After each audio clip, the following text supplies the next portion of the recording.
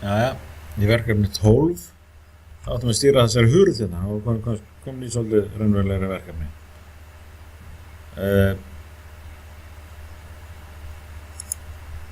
Hérna kemur eitthvað lýsing á eitthvað að gera, eitthvað er alveg átt að skoða það. Og það var á dót hérna. Og hér er eitthvað tekning sem við fáum. Við skulum sjá hvað ég ætla að bjóða okkur upp á. Þannig að þetta virkar þannig að það eru 2 skynjarar á tjakknum. Ef tjakkurinn er alveg tilbaka, þá er hurðin augljóslega opin. Ef tjakkurinn er alveg úti, þá er hurðin augljóslega lokuð. Það er 1 rofi sitt megin við vegginn og 1 skynjari við hvorn enda á tjakknum.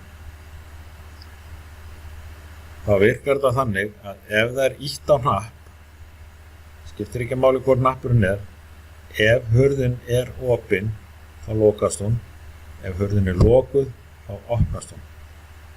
Þannig að það er eða og þið þurfum að tengja þetta rétt.